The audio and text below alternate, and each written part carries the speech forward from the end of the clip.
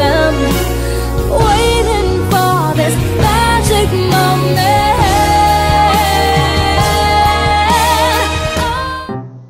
Yung sinusubukan mong magpakabait kasi kailangan mo sumunod kay teacher.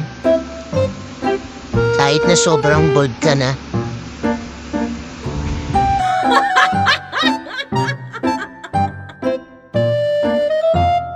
Anong oras ba kasi mag-i-start yung klase? Kanina pa akong 2:00 dito eh. Kailangan ko nang umuwi, hindi ko na-log out yung Roblox ko dun sa phone ko eh. Bakit ba kasi? Ang tagal-tagal nila.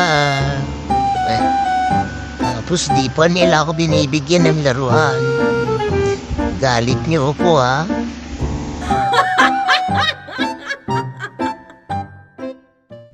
Uy, chicks! She's smiling like she used to smile way back then. She's feeling like she used to feel way back when they tried, but something got them.